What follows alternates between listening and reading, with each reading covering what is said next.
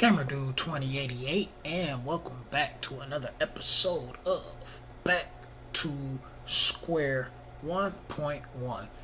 And in this episode, episode 6, I believe, we're going to be talking about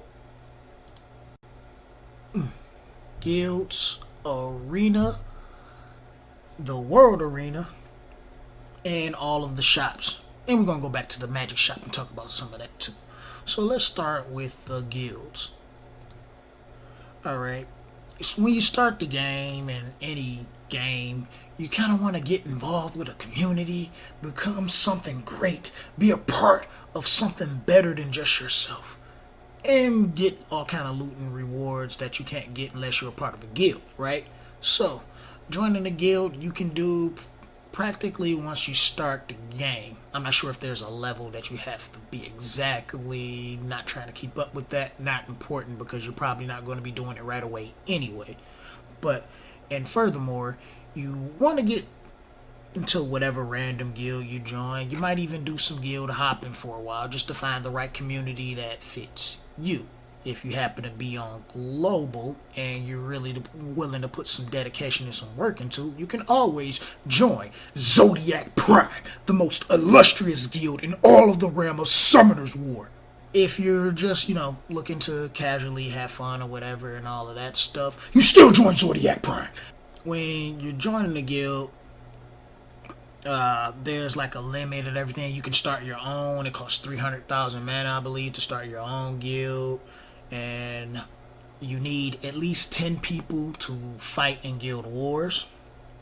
So once you get 10 people in a guild, you can fight in guild wars. But most importantly, the rewards you get for participating in a guild and getting the points to get into the guild shop. Now, at first look, you look at all these scrolls I want. But no. You don't want to go right into the scrolls. Actually, the most important thing for you to get when you first start off is this max 4-star rainbow mod, because this is going to help you in your progression. This is what's going to allow you to make easier 5-star monsters and later on make easier 6-star monsters, because you'll be able to get one of these a week. And they are max 4-star. All you need is 4-star fodder. That's an instant 5-star. After 5 weeks, booyah, you have a 6-star monster. And not including all of the extra farming that you may do in between and the events and all of that. You may even have more of these, not just the one you get a week. So that's pretty important when you start off. Everything else in this shop, it's all cool, but it's not quite important yet. All this stuff, even the guild flask that will make you stronger in battle, but this is once you're at the point where you can really focus down and participate on a more competitive level for the guild. Now, after this, there's something else that you want to get, and that will be the Ifrit summon pieces, because you want to be able to get a Ifrit, which will be a random attribute between water, fire, and wind. The water one is generally what people go for the most, which is Theomars, very powerful monster, used in so many places, and even can help you during the guild wars itself. Then you have Tsarion the Fire One, a great monster for raids and shutting down monsters' passes in the PvP area of the game. And then you have the Wind One, Akamamir, but we call him Amir.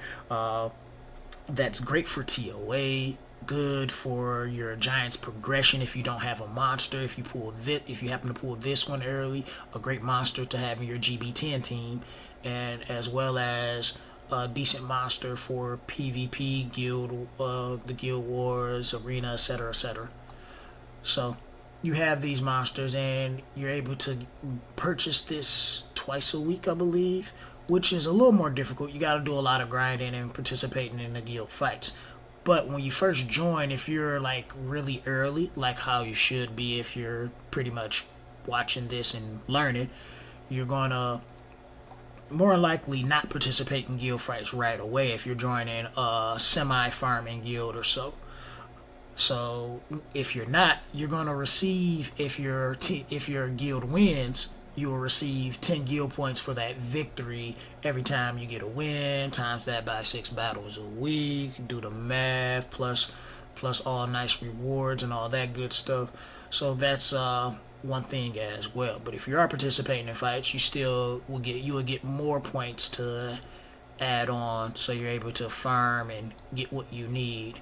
Now, after you're done with your rainbow mine for the week and enough weeks to get all three of the freaks, I believe after your fifth freak summon, then it will automatically, well, I believe you get the choice of attribute, or automatically choose the attribute you don't have, or something like that. I don't quite recall how it works, but you will be able to receive the attributes that you don't have after your fifth summon. It didn't used to be like that. There's people that then did like 10, 20 summons and still couldn't get the one attribute that they were looking for. Then after you're pretty much done with their free summons, you're kind of set on whatever you want to do. You're still going to probably do your rainbow mine every week or so, but then you're pretty much set on if you want to choose something else. Maybe you want more summon stone pieces, so when you can do exclusive summons, you have these monster pieces that you can get if you need these monsters for fusion fodder. But the important thing with these is to stack up, because there's no limit on how many of these you can get, so you just don't want to buy the pieces or if you need these monsters, just in case if you pull the monsters. So you just want to stack up, and it takes 40 pieces to summon a 3-star monster, 10 of these. So after 800 points, then you just make your purchase outright, have your monster, because you don't want to start buying the pieces and then you end up pulling the monster. Then you can also start working on your guild flags after, so you can start participating on a more competitive level for your guild.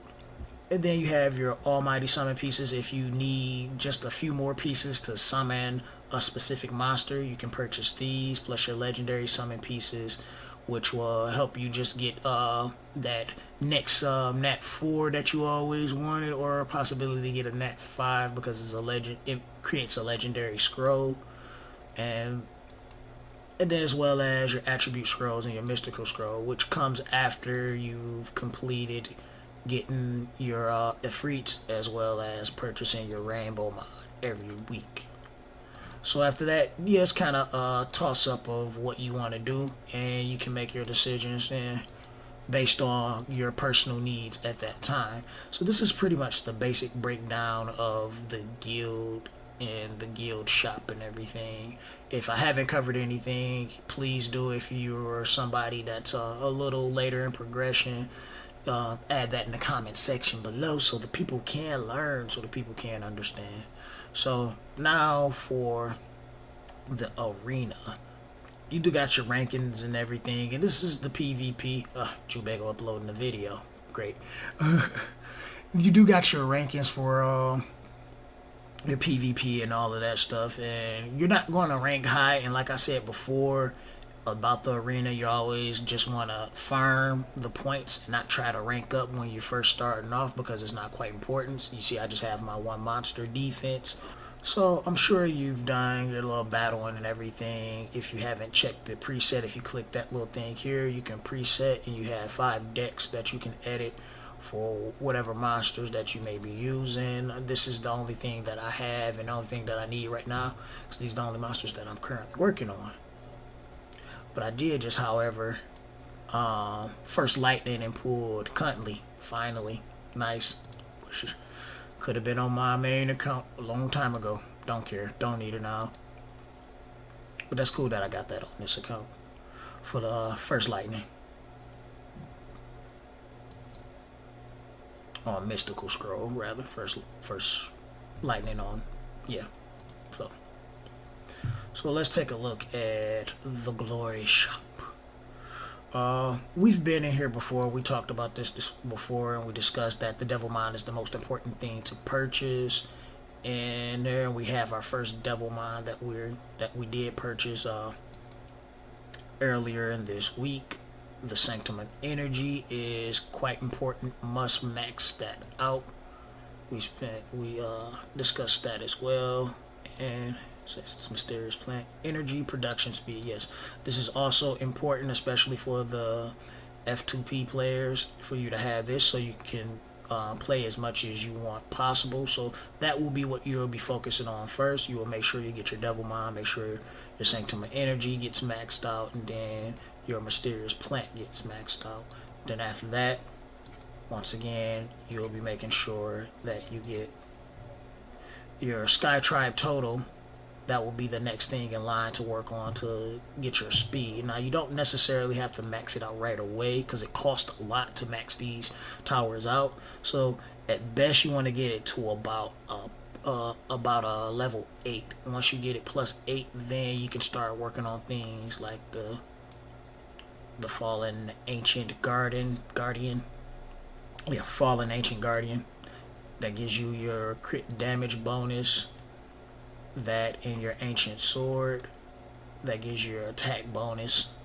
Those would be the next things. And then depending on what your main focus is and your attackers, which generally should be wind, since it's your giant's progression, but you may be even using a water monster at that time. So you will kind of work on those in between there as well. Now, you can choose to work on one at a time or level them all up equally. It all depends on you, but the Sky Tribe total, which is your speed tower, will be the most important to work on first on a PvP and PvE level, because these give you stats that go across all areas of the game, unlike the guild shop where it only goes, where the flags only works for the guild battles themselves. After you do get like most of everything maxed out and you're pretty much done in here, which could take over a year of time because it costs quite a bit just to do it and you have to do a lot of arena farming to do it, then you're open to get things like the mystical scrolls and attribute scrolls. Unknown scrolls you never want to purchase ever. That's just not even optimal. So yeah, that'll be those kind of things. Then you work your way around. So as far as the world arena goes, it's practically the same. You generally don't want to jump to scrolls or anything like that in there. The most important thing here, and this is really for the later game players, because it's mostly about the visuals, aesthetic things, cosmetics, whatever you want to call it, is your shapeshift stones. And these are what gives you these stones. Once you get 100 of these, you're able to buy you a single transmog for specified monsters that have them. So this would be the most important thing that you would do every week once you get to that level. Right now, you're not quite at that level to even worry about this. So the shop for the World Arena is not quite important at all. It probably won't be important ever if you don't really care about cosmetics. But if you're like me, then you do it anyway just because you want these kind of things in here, and then you just get whatever you want outside of that, because then it's pretty much up to you of what you want. If you want an aura, you want a mount for Elia, all that good stuff, because that's the only biggest things that's in here, and so forth and so on and that. So it's not really anything that's going to help you progress in this area, so it's not quite important for you to even worry about it or try to even do it, because you're not going to get far. This is for the tryhards and the diehards and the more later game players. And lastly, want to talk about Magic Shop once again.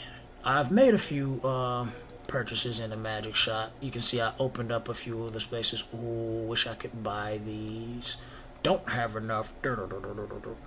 But I have a few places open. I think only 2 slots left. Yeah, 2 slots left I don't have. I'll be purchasing these soon enough. But you kind of want to do it as you go. You don't have to buy them all right away. Just start buying them just here and there as you go until you max them out, so you can get the greatest potential of stuff like this to come in here.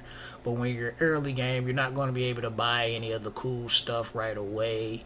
Generally, my rule of thumb, and this is just a personal thing for me, I recommend it to you, but you don't have to do this. I generally buy unknown scrolls. Even on my main account now, I generally buy the unknown scroll every time I go into the shop, because this is more fodder, and then there's extra leveling that you can do for your monsters and in progression. But this is a personal thing that I do. You won't hear anybody else talking about it, and if you do, they probably learned it from me. But most people don't do that. Most people don't do that, and they probably will argue it not being efficient or anything like that. But I believe it is. This is what I like to do.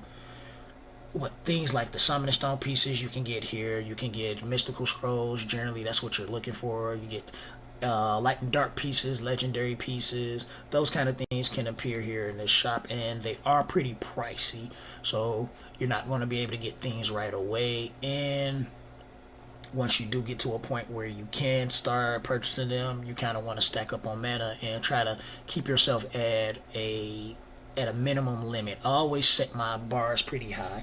Like once I got to a certain point, I wouldn't go under 100,000. Then I wouldn't go under 500,000. Then I wouldn't go under 1,000,000 mana.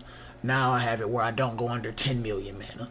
But that's because I'm like pretty further into the game, and I can farm up like 1 to 2 million in a day if I were to farm all day or something like that. Generally, like on a weekend or something, I could do that.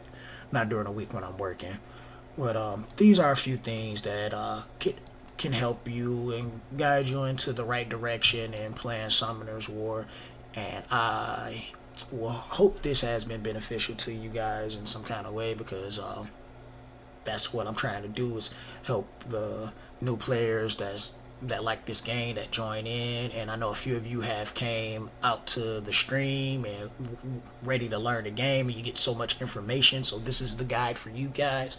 Stick around, because there's plenty more to come. We're even going to go into the early parts of mid game, but that's later on down the line. So this is the Gamer Dude signing out. See you in the next episode. Much love to you guys. Deuces.